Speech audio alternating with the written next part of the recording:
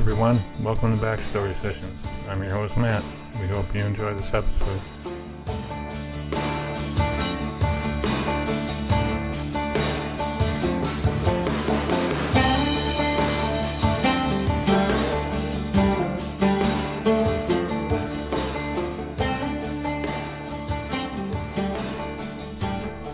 Hey everybody, it's Kat, and I want to welcome you to this episode of Backstory Sessions.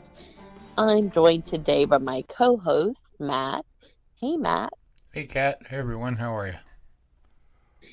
Happy New Year. Yeah, Happy New Year to you. Here we are starting starting season 8. Well, we are starting episode 1 of season 8. That's true, yeah, we are.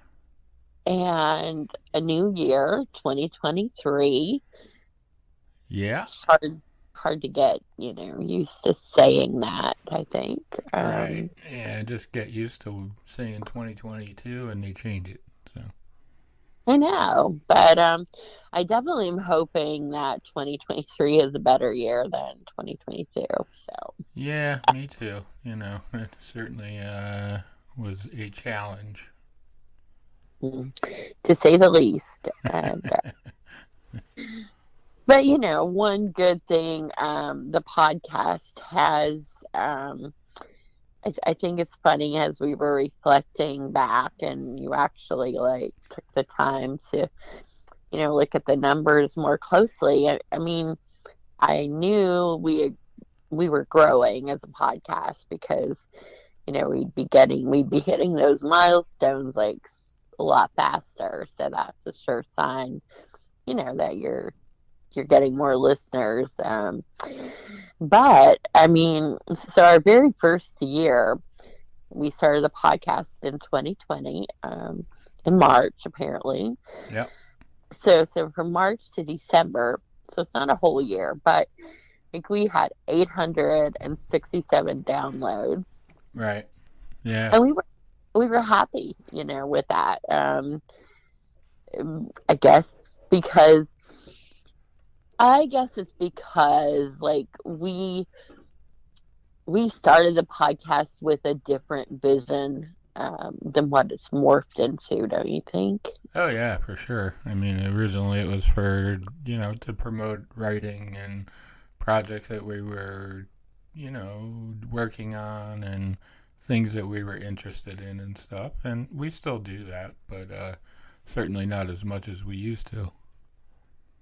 Yeah, so I think, if we could get, since we got 867 people to listen to episodes that were just really mostly us.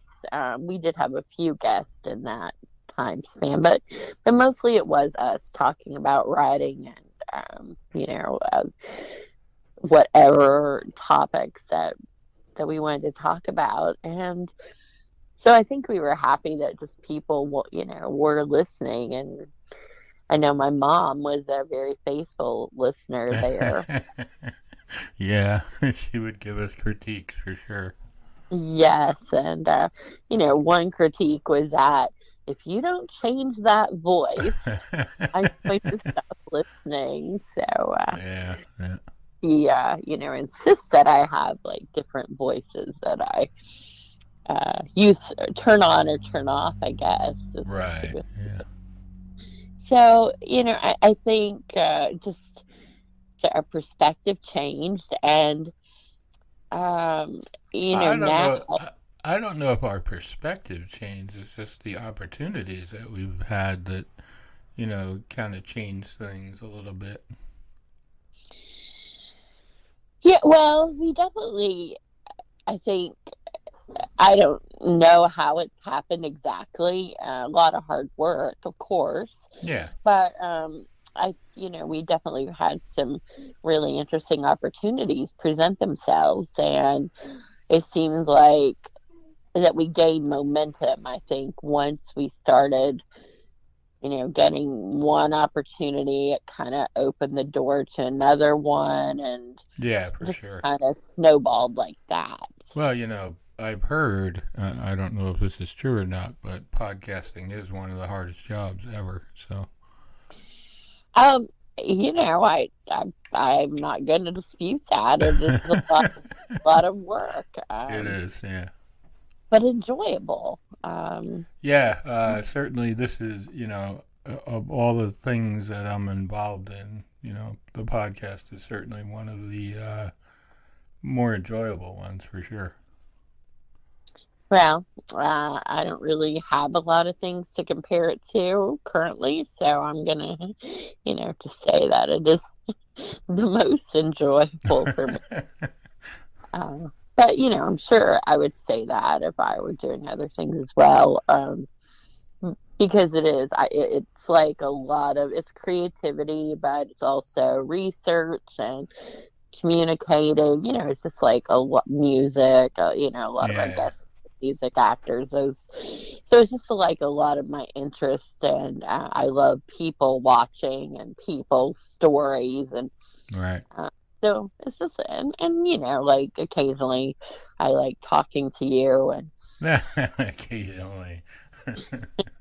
I just have to push the right button. yeah. So you're probably ready to push it now. Like okay, we're stop when. But I do think it's like a lot of those things put together that makes it a lot of fun. Yeah, for And sure. it's also like something we've been able to share. We created and Right. yeah, so that's kind of cool too to know that we built something that's Yeah. to be proud of. I think Oh, yeah, so. definitely. Our guest today, I think, ties right into this. Well, wait a David. second. Uh, You didn't really like get into where you were going with like the numbers and stuff.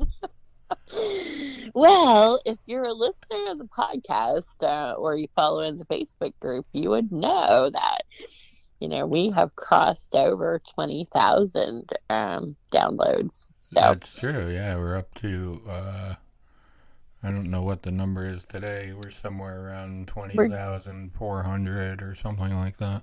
yeah, we'll soon be to 25,000. So that is major growth. Like when you think about 867. Yeah. And last year I think it was like 15,000 something. Yeah, so that's like a lot, Yep. and I'm really happy about that. So As you am know, I. yeah, I knew you'd have to get that in there. So Yeah, so yeah, it's been certainly an interesting progression for sure. And as you were saying about our guest this week, yes, David Fishof, and he is the founder of Rock Camp. We're gonna have actually this week's episode and next week is a follow up with Britt Lightning, who is she's kind of the musical guest coordinator.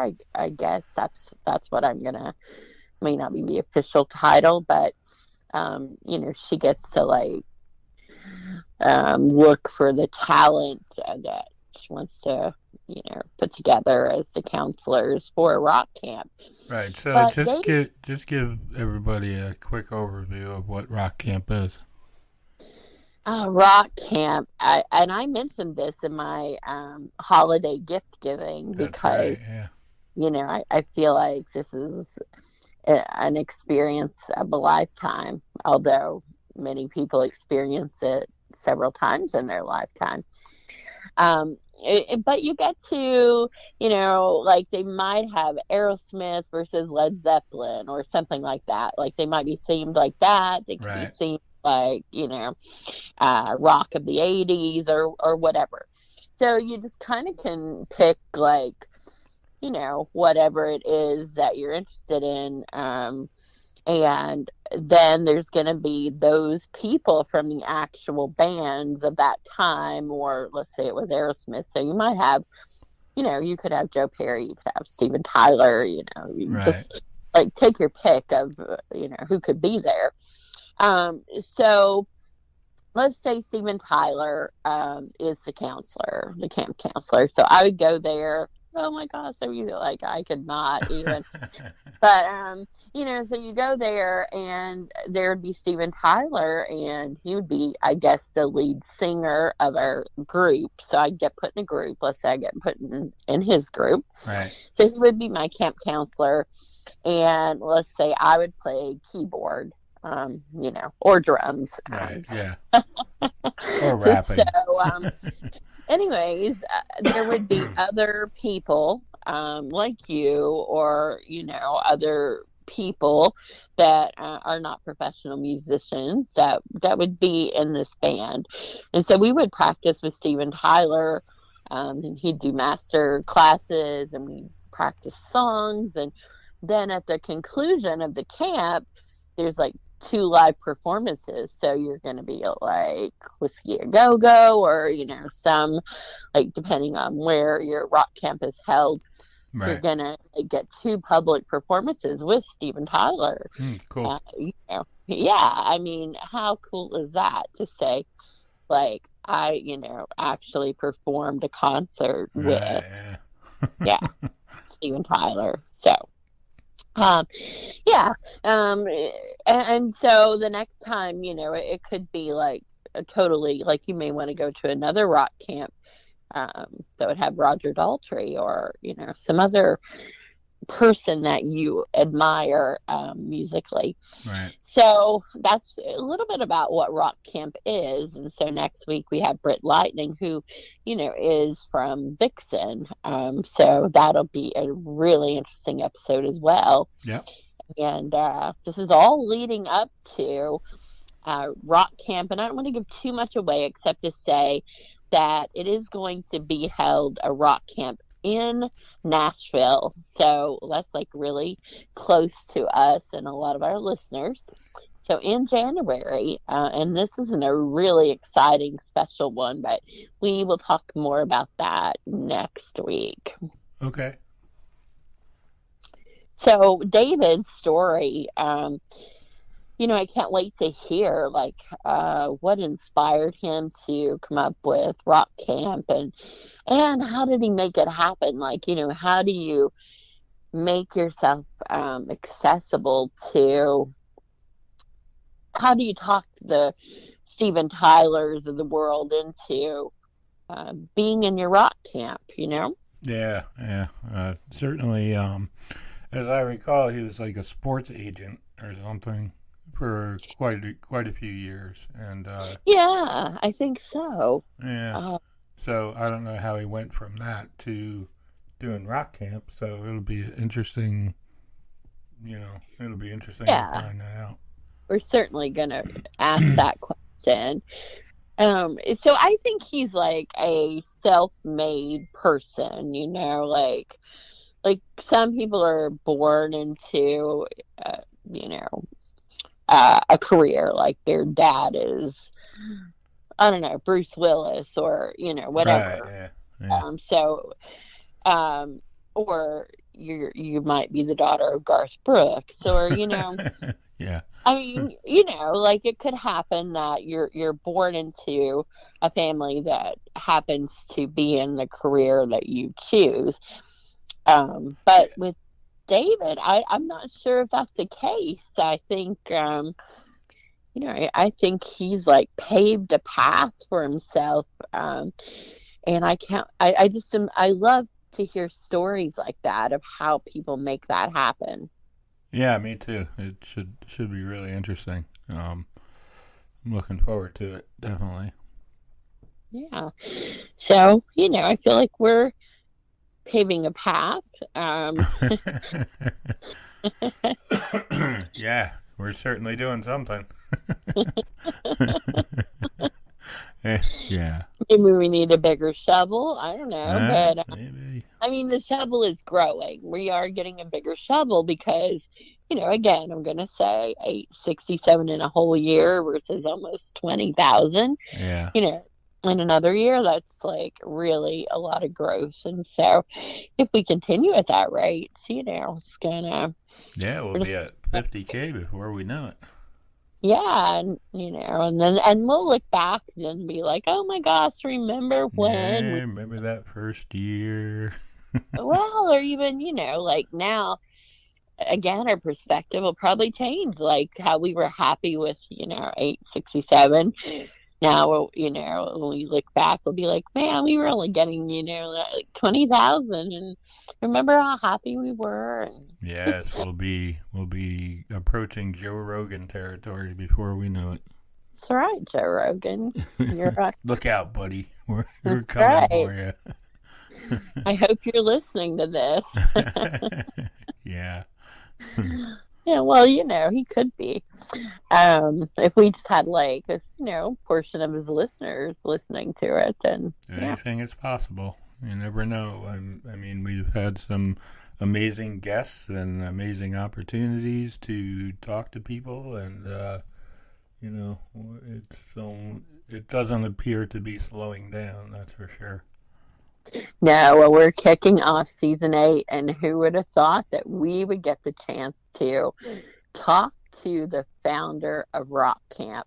Um, this is really amazing. Like, he's a busy, busy, busy, busy person. Yeah, for sure. And Yeah, yeah, so, again, it's just like one of those fairy tale stories, like one thing just kind of led to another, and he said yes, and, here we you know, are. assuming he doesn't hang up, like, you Yeah. know, we're gonna have the interview. All right. Well, let's see what David has to say.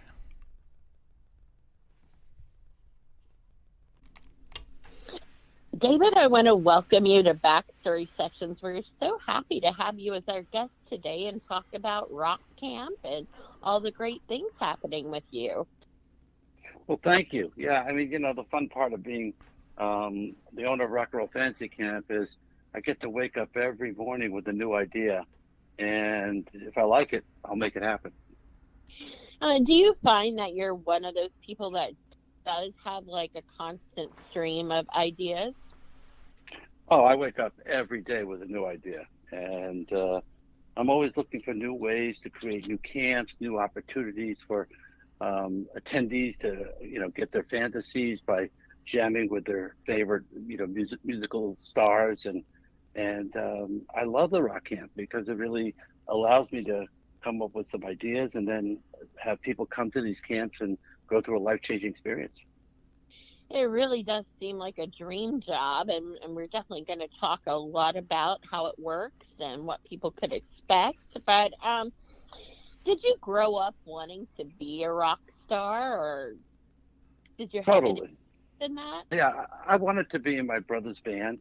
My brother's a drummer, and naturally all the girls ran after the drummer. So I wanted to be in the band, and so I played bass. But I was terrible. I wasn't good enough, and I didn't.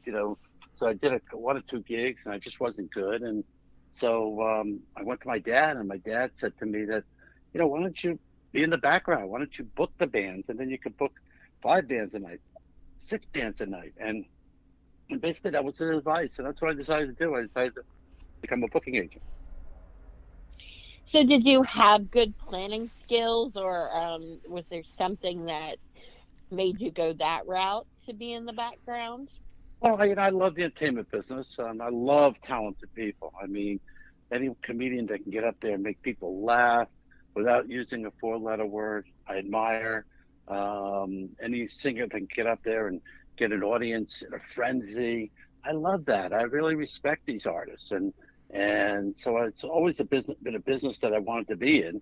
And if I couldn't be on the stage, the next best thing was to, be an agent, be a manager, and the same thing with athletes. I love sports, and I became a sports agent too during my career, my career, because I really love talented, and I respect them, and if I could be there to help people who are talented, oh, it's nothing better.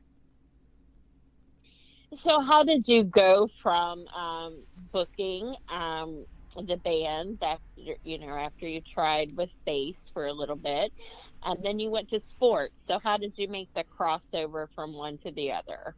So I was writing for a newspaper, a local newspaper in New York, and I was conducting. I was writing like an entertainment column. I figured that was the way I could get myself into Broadway shows and to see concerts that I would review. So I wrote for a small newspaper, and I started interviewing all these different entertainers, and then getting access to them, and then one thing led to another, and I was able to put an ad in the newspaper and say, if you need a show, call me, and I started booking entertainers in the Catskills, and then once I graduated from the Catskills, I met this actor Herschel Bernardi, who was the star of Arnie years ago, and he basically convinced me to get out of the mountains, go out to the rest of the United States and the world.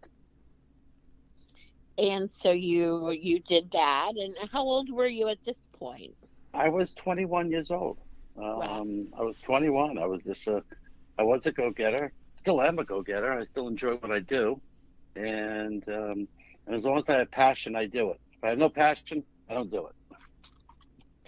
Okay, so when you went to sports, you said you Then I went to liked. so then I went to professional sports because I started. Oh, that's right. I was writing for a newspaper, and I went and Yeah. I did an interview, and I met Elliot Maddox and Ron Bloomberg of the Yankees at the time, and so I interviewed them, and then I asked them if they were available to work camps because I was staying at a camp in the summer where a lot of these ball players made where they made they would make personal appearances and do clinics with the campers with campers. So I was into the camp business very early on in my life, more than sports camps, and then the players, at that time, there weren't a lot of agents out there like they are today, and so I started representing players for their contracts, and I built up a nice, sports clientele. One of my clients is from Kentucky. It was Phil Sims, so he's a Kentucky boy, Mm. and Wow. he was one of my early clients, and once I started representing him, he started recommending me other clients, and it was great. So I really did sports for a long time, and then when And did everybody you started to retire, then I decided to retire. did you enjoy that aspect of sports? So honestly, I loved the players. I thought they were great. I didn't enjoy negotiating with the teams at the time because I didn't feel they were fair to the players. And, a lot different today because the union was able to negotiate, better terms for these players and get them a percentage of the revenues. Back then, it was, you really had to trust what the team would tell you, they would tell you what they wanted to tell you to get the player to sign. And it's harder to get information of what other players' salaries were. The biggest thing that professional sports, these unions did, where they were able to expose everybody's salary. So when you were able to expose their salaries, it enabled you to basically have some sort of leverage or something to negotiate for. And then when they opened up free agency, so that part was fun when it started to develop, but then by that time when it got really busy, I had picked up Ringo Starr as a client and started doing the Monkees and the Turtles and all these bands, and I like that aspect. I'd like that better because, with that business, I could be creative. I could come up with ideas. In sports, it was basically like the movie, show me the money. And so while I, was able to negotiate and get players great contracts and give them my advice, I enjoyed the entertainment portion better because I could come up with an idea and do it. So how did you meet Ringo? So I was producing these tours and Happy Together tours, and then I did the Monkees, and then I produced Dirty Dancing. I made that into a live tour. It was very successful to me, and my business operation. What I would do is I would go out to corporate sponsors, and this was before the world of Live Nation and AEG was around, and there were just individual promoters, and so I would go to these companies and say, "Hey, I got a tour going out. How would you like to sponsor my tour? And I'll give you, signage in every market." And so the companies, they would basically buy these tours, the sponsorship. So one year Pepsi came to me and And I sold them on the idea of Dirty Dancing as a live tour, which was very successful. And then a year later, the president of Pepsi came to me and he said, "Hey, we love what you do. We're able to take your tickets and leverage them to all our different retail stores and our customers. We would love to do another tour with you. And, do you have any other ideas?" And I told him I had this idea to do Ringo and the All-Star Band. My brother was a drummer and loved the Ringo Starr. And that's all I heard in my house was Ringo, Ringo, Ringo. So I came up with this concept, went to Pepsi, and Pepsi loved it. And they said, "No, we'll help back you on it." And then I wrote a letter to Ringo Starr and wrote a letter to his lawyer. And I got 6 months later, I got a phone call and said that Ringo's interested to talk to you. And flew over to England and pitched him my idea. And he said to me, "I was thinking the same thing." So, yeah, it was great. And he's an amazing man.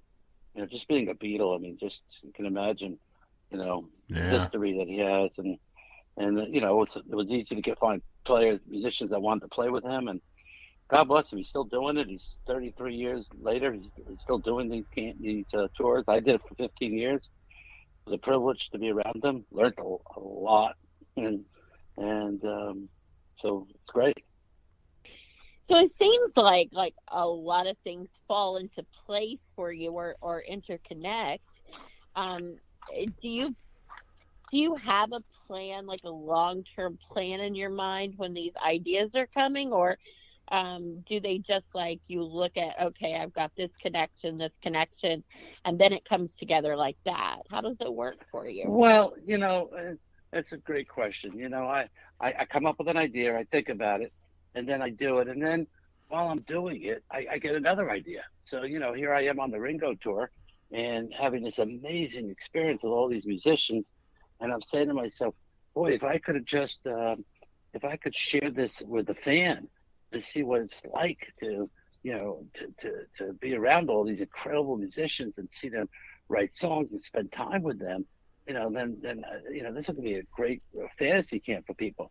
And so from the Ringo tour, as you'll see in the movie, you see that funny story that they do with Joe Walsh and I and Levon Helm. Yeah. I created the rock camp. So I'm able to go sometimes from one thing to another. The toughness about the business is that because I like to be creative, I like to create things, and I do get bored sometimes, so that I need to create something new. What's exciting to me about the camp is that I always meet new people. I'm always changing new lives. I'm also getting interest from new artists who really see what we do and how they love the participation, where they're where they can change people's lives also in the process. So that's been the fun part. It's one thing for me to get them there, but it's another thing for them to want to keep coming back so they enjoy what I do and they acknowledge it. So when you finally do make the idea come to be a reality of Rock Camp, who is your first celebrity counselor? Well, I have so many great counselors. Rudy Sarzo to me is fabulous. Vinny Appice, Tony Franklin. I mean, the counselors are really the strength of Rock and Roll Fantasy Camp because they're there for 4 days and they really work with these campers and they just love changing they get what I do, and so they really support me, and that's been the fun part, that they support me and I support them, and so it really works out great. And this started, is this 27 years? Yeah, I would say about 26, 27 years ago. Wow. And I wouldn't be able to do this if these counselors didn't love it. If these rock stars didn't love it. I mean, when you get someone like Roger Daltrey who's done it, 8, 9 times, and Joe Perry, and they keep coming back, and Kim Thayil's going to come back from Soundgarden, they love it. So if they wouldn't love it, then I couldn't do it. So, it's one thing for me to bring them there the first time, but when they see how how it changes people's lives, and many of them reminds them what it's like when they first started, so I think when they see that, then they get into it, and they meet some amazing people. I mean, Jerry Cantrell came to camp, and I heard he went out and announced that his guitar was stolen, and 2 of my campers hired private eyes and they tracked down his guitars. Wow. And yeah, so these people have made a great connection with these rock stars because, again, it's not a meet and greet, and it's not a meet and greet. It's a you actually get to play with them, and for the rock star, again, it reminds them what it was like when he first started. So they really enjoy the experience. So where was the first rock camp? It was in Miami. I did it in Florida. It was a flop. I had more media people there than I had campers. The media came out, and I'll never forget the second day. There were about 40 of them was sitting in the lobby of the Eden Rock Hotel, and I walk in. They said, "Fishof, get over here," and I get over there, and they all turned to me and said, "We were going to kill you. We love this idea. This is fun," and they all wrote great reviews from the People magazine to Bob Smith, the legendary writer. He wrote a great story for Delta, and just everyone wrote great reviews on the camp. But it was such a disaster that I decided I'm not going to do this again. But every day I would get a call. Are you doing the camp? Are you doing the camp? And then a gentleman named Eric Sherman, VH1 Classic, called me and said, we'll help you. What do you need to get this thing started? We'll promote it on the air. And I said, if you could help me get it out there and promote it, and he did. And then I decided to do it 3 or 4 more years later, and I went to more stars. I went to Bret Michaels and George Thorogood, and I said, "Hey, I have this idea. Would you guys try it?" And they were great. They loved the idea, and they came, and so I did it again and again and again, and then I decided that it was going to make it a full-time job once I decided that I wasn't going to go on the road anymore with Ringo. I got married. I had 2 kids, and again, I got married, so I have grandkids, and I just said, I want to try to lead a normal life and not a life on the road, and that's what it's afforded me. I have 8 grandkids, 5 kids, all different ages, and I'm able to still be doing the music business, but working from home, and not living on the road for 3, 4 months, because that's what it takes to be in the rock and roll business. Sure. So where did the idea of doing the movie Rock Camp, where'd you get that idea? So that came from Jeff Rowe. Jeff Rowe was the gentleman who ran VH1 for many years and worked at NBC, and he said to me, this is such a great experience, with these, we hooked up again. He said, David, you don't realize how amazing this thing is and the lives are changing. And he says, make a great documentary. So, we went to a few different editors until we found the right one. Doug Blush, who had was involved with 3 Oscar-nominated movies. Like the first one he did was 20 Feet from Stardom, which was one of my favorites. And he liked what he saw, what we had, and he agreed to finish it up and put a lot of his time into it. And he made it into I mean, you're the one who saw the movie. I hope you'll give us let me know what you thought of it. Yes, definitely I will. And I know Matt and I have talked a lot about it already. It's I wasn't sure what to expect when I saw Rock Camp, like how it would, how would this work? I mean, right. The idea of it sounds, like, I think a lot of people wanted to be a rock star, or maybe still do, even, in their adult life. But I didn't know, like, just how it would work. And so I think the movie or the documentary was very, very interesting in that you could see it from the perspective of the person, just the everyday person. So you could relate to them because you are that everyday person. And then you also got to see the counselors, the celebrity counselors, in sort of a more personal way. You see their love for music, of course, but you also see a more human side of them, and you get to see that bond that they seem to make as they're developing the band. And naming the band, that was very interesting to me, how that each little group gets to name their band. Menopause was I'll do a shout out to that one. I don't want to get and they all stay together. They stay friends for life. That's what's most amazing. the aftermath is they just love to stay. They stay as a band, and many of them come back as a band. They go out and meet the rock stars at their concerts, the gigs, and so that's been the fun part to see how they've stay together and they play music together and the friendships that they make and then to me the surprise of the whole film. I think what to me the whole surprise was, because when you do a documentary, you don't know what's going to happen, but to see the rock stars like Sammy Hagar and Joe Perry, and to see those stars come alive and really see how life is life changing for them, and that's the part that I love most about the game.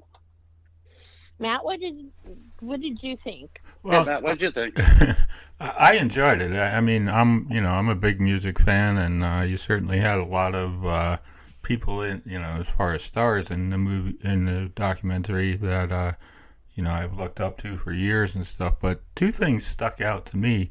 One was I grew up in the Hudson Valley in New York, and very close to the Catskills, so that stuck out to me, and I like you started out there, and it was kind of interesting. And then the other thing was not only did I start out there, half of show business started out there too, right? Right, yeah. I remember growing up hearing stories about different places there.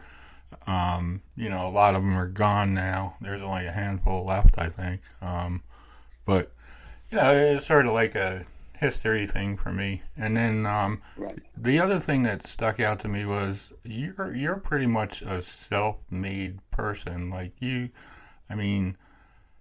didn't, as far as I know, you don't have any law training and stuff. And I don't know if like how far into the law aspects of being a agent and manager and that sort of thing that you have to know about. So, well, today the laws today they've changed. They're asking sports agents to be lawyers. mm-hmm. I wasn't a lawyer.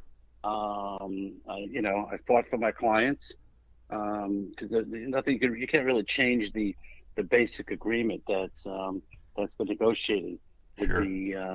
with the unions, but you can really fight for the money and use your negotiating skills. So, no, I didn't. I did a couple of years of college. I went back and things like that. But no, it's pure hustle and pure love and passion. Passion, really.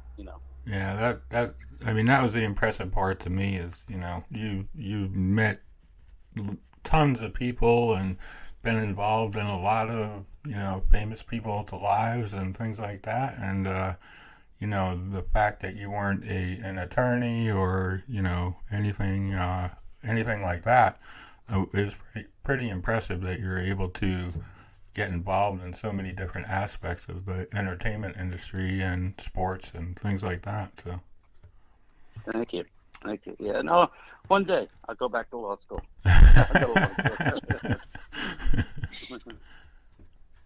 How many celebrity counselors have you had over these 27 years? Oh, I've had over 150, and and some are great. Most of them they're all great. The fact that they give of themselves and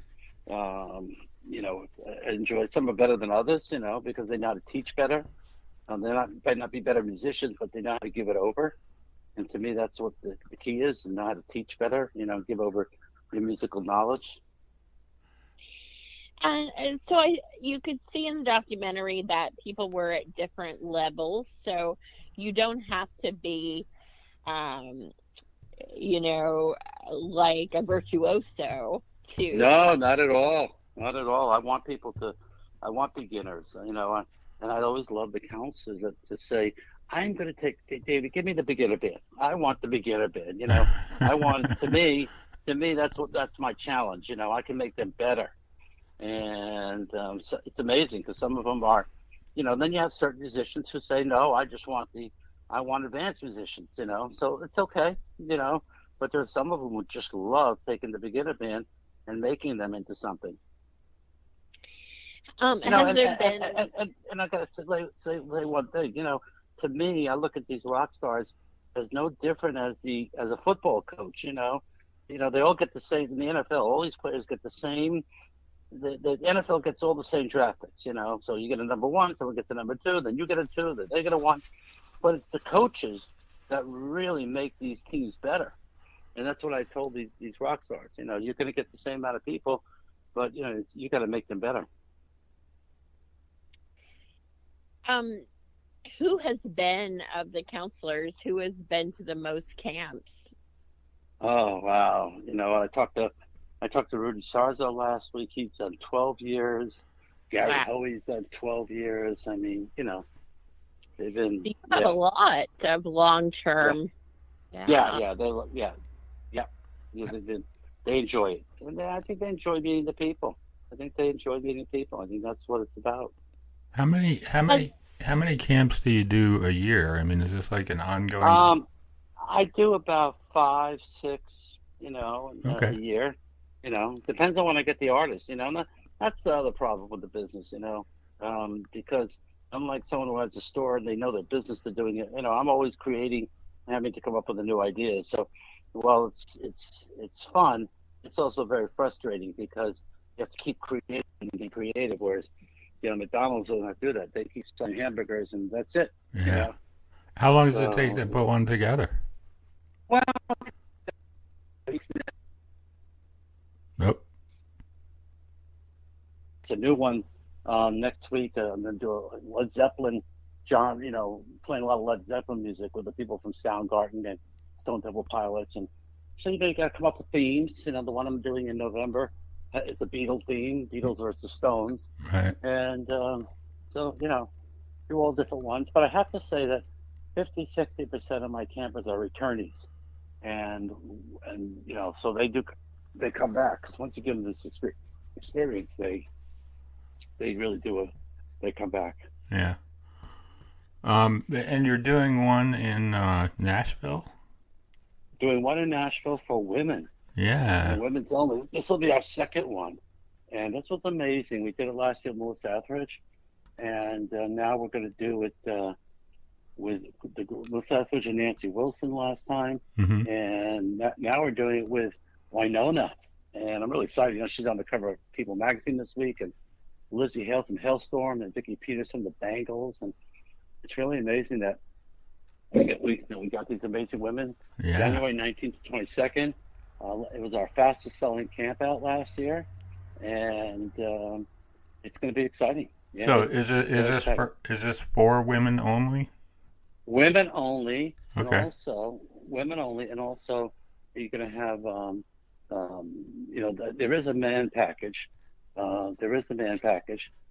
Just for a man cave, because last time we got a lot of heat. The husbands wanted to come, so we said, okay, we'll create a man cave package.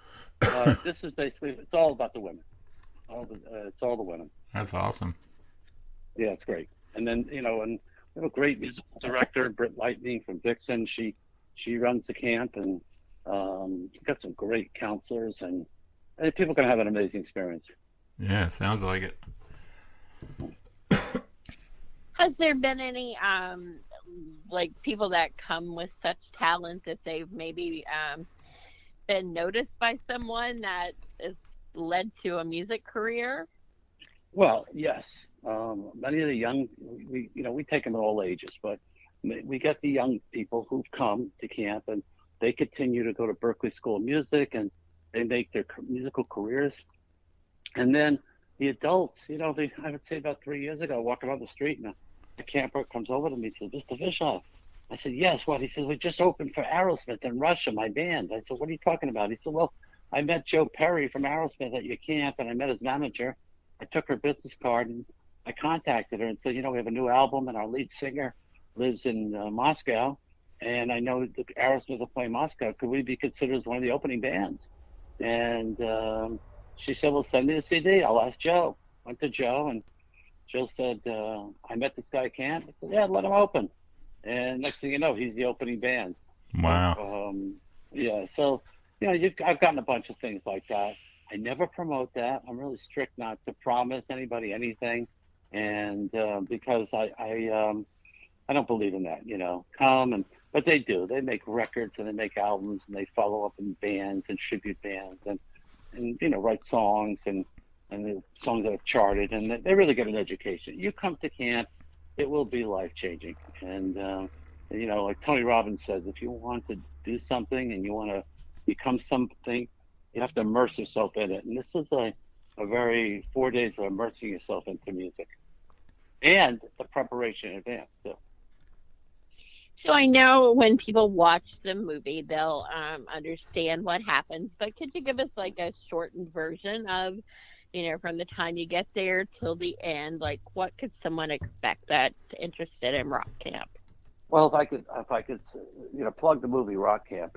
It's the movie's available on Amazon and Apple, so it is available for people to watch. And basically, when they come to Rock Camp, once they sign up, they get a list of songs to start learning and preparing for camp. And if they're beginners, we're asking them to prepare these songs. Intermediate, if they can't prepare, that's fine too. But we like to give people the opportunity to get ready. And today with Zoom, you're able to meet your band in advance. You're able to meet your rock star, decide what songs to do. So it's been great, that part about it. And once they come to camp, we put them in a band when they know they're going. They rehearse with the band and they do master classes. They do jam rooms. They get to play with other counselors, other campers. They get to take these amazing master classes from all these rock star counselors who basically have so much knowledge that they just give it to them. No one's holding anything back. They've opening night party, jam, and then usually on the first day of camp, that's first day, and we go from like 1 o'clock to 10 o'clock at night, and the next day they go 10:30 to 10:30 at night. So they really put in a 12-hour day. Wow. And they jam with a celebrity, and they get ready to be prepared to jam with a Joe Perry or with Winona or with whatever the artists, guest artists. They use about 3 artists. So every day they jam with another artist, and they play 2 live shows. They record original song. They write songs. So they really go through boot camp, rock and roll 101 in 4 days, and then they play that final night, and they're exhilarated. Then they have to go back to work and get depressed. But they always, but they don't get depressed. I asked many of them, when you go home, you get depressed, and many of them say, yes, David. We get why people are in music and why they do it, but majority say, you know what, we've learned so much, and we learned that these people, these rock stars, are authentic.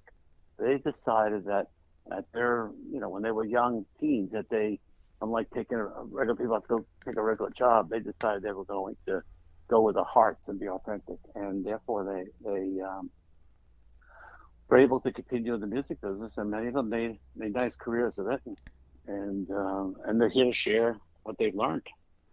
Do you have a waiting list for people who want to come to a camp? Camps sell out, but there's always a week before where someone says, I got a business meeting, or Right. or they get nervous, or so when they come to the next camp. So we always usually find a way. To it's sold out, then they get to come to another camp. Yeah. I just wasn't they sure. Sign up early. Yeah. Some sell faster than others, and depending on location, depending on the artist. Right. Well, Winona, so we can plug that one. The Judds are from Kentucky, so yeah. So excited about it. So excited about having her.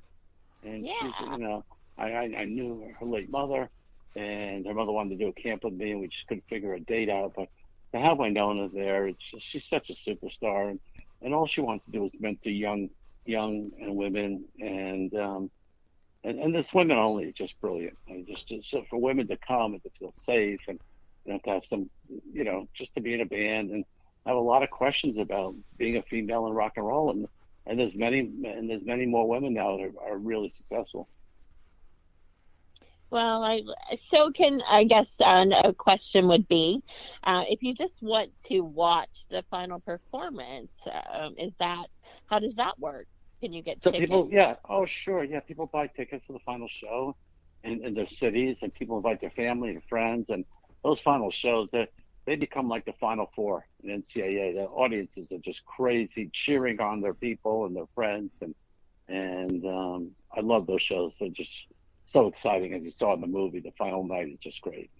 Yeah. So that's what we need to do, Matt. We need to get to Nashville and Yeah. that. Yeah, the final night. Yeah, please come. It's going to be to come as my guest. It's going to be the show will be the camper bands performing at the Analog Room at the Hutton Hotel. No, I'm going to take you up on that one, I think, because Please, that would be please, awesome. please do. Yeah, please do. All It's a right. great experience. David Just let me invited Has know. there I us. just get them. yeah, has there been a celebrity camper that you wanted to get that you haven't been able to yet? Well, sure. People say Paul McCartney. I mean, he's my all-time favorite. But I'll get him one day. And whoever knew the Stones were going to do the episode on The Simpsons. Whoever thought I could get Jeff Beck to come, and so I've gotten so many great ones, and somebody have associated with the camp, whether it was on The Simpsons, whether it was on other episodes, like Ellen did an episode. So I've been able to get some great people to associate with camp, and that's been fun part. Yeah, and I've gotten some NFL players have come, coaches have come, and actors. People come quietly because they, presidents of companies and who just want to be anonymous and just come play music. Have you been starstruck by anyone that you've met along the way? I guess I got to tell you, it started in 1986 when I met the Monkees, because I was a Monkee fan. And once I met the Monkees and had a great experience with them, I realized everybody puts their pants on the same way. They all have the same issues. I used to think these athletes have it better than me, and I realized, I just love talented people and give them a credit. But no, I'm really not starstruck. Oh yes, one person. And sometimes it's good not to meet your one person. Neil Diamond was a huge fan of mine, and when I met him, I was disappointed. And it partly was my fault. He was sitting in a restaurant with Larry King, and I just plopped myself down at Nate and Hal's in California to start talking to him, and which was probably not right of me to do. But when I'm so aggressive sometimes.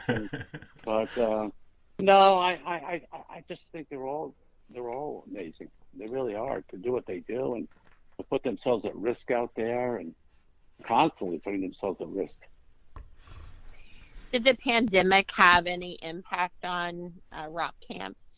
Sure, it was terrible. It was a terrible time for all of us in the live business, and thank God what we did was we went into Zoom master classes and we charged for tickets for the rock stars, but it wasn't financial for us as much as it was really keeping our spirits up and keeping the rock stars' spirits up and keeping the people's spirits up. I mean, you go back and look at that and how scary that was, and you're in it, and here I was talking to these rock stars every day on Zoom, and I would get off with the hostess, Britt Lightning, who would host them, and we would say, "Wow, how much passion that person has," and it really kept me going through. Otherwise, I would probably have been reeled down. But it was really hard on so many people, and wow, it was going back to look at it. It was really tough. Yeah. So what is next for you? I know you've got all these ideas. So I have a book coming out on Amazon, starting in mid-November. I have a book coming out, 25-year history of rock and roll fantasy camp, and Wow. all the money is going to be going to the Rock Camp Foundation, which is a foundation was started by a bunch of our campers who wanted to be able to give this experience to people, and so I have the book coming out, and I'm talking to a few networks now about a television series. Some of them want to do a mockumentary on rock and roll fantasy camp as a TV show, and then there's the whole world for me to tackle. There's, Germany and Australia and Japan and South America, and a whole world where I want to see rock and roll fantasy camp everywhere, and have the movie air and really be able to open up franchises in all these different countries. What do your kids and grandkids think of the whole, trajectory? They don't. They're so cute. They're so cute, but I'm still their grandpa. I'm still the dad, nothing I can do I realized that years ago. Right. And no, but they're so good. They're so good to me, and I'm so good to them. And I have a saying on my desk that says, in 100 years from now, it won't make a difference how much money you have, what kind of car you drive, but what you've done for a life of a child. And so that's the big belief of mine, to raise kids and give them a great experience and try to set them in the right direction. And, thank God I've had really terrific kids, and hug them and love them and just, and push them to get greater and than their father, Right.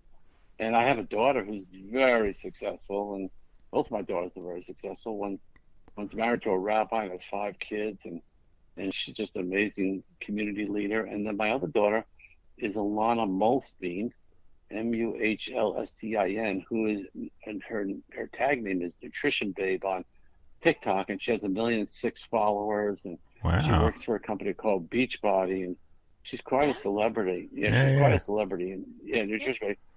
And what I love about her is she lost 100 pounds, after college, and she decided that she's going to dedicate her life to make sure young girls and mothers, keep their weight off and lose weight. And she created a nutrition program for a company called Beachbody. I don't know if you know Beachbody. Yep. Tony Horton. Yeah. They're big, yeah, public company, and she created their nutrition program, and she came out with the wording "Water first, veggies most." And if you follow her, she will show you what you can do with fruits and vegetables, and mainly vegetables. And so she's been an inspiration to me because I lost over 50 pounds. Because she said, "Dad, you're killing my business," and so I had no choice. And she's quite, I call her, to me, she's like mini me, because she's doing great work for great people, and she's changing people's lives, and but she's doing it through nutrition. So it's really fun to see her successful. Is there any thought from you of like, I've done pretty much all I want to do. I'm gonna like sit back and take it easy now for a while. Anything like that in your future? I don't believe in that. My dad was a cantor till 80. Mm-hmm. I really believe that don't work for money. Work because you enjoy what you do and you have a passion, and you should keep the mind going.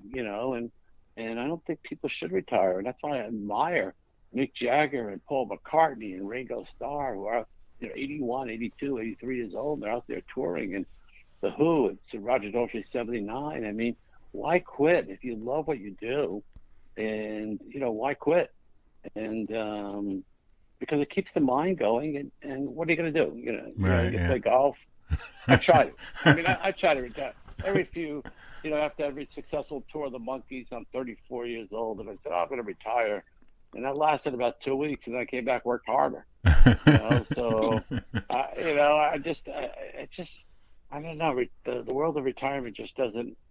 As long as you love what you're doing, I'll do it. Now, when I don't love what I'm doing, I'll find something else to do. But I really, Yeah. I like working.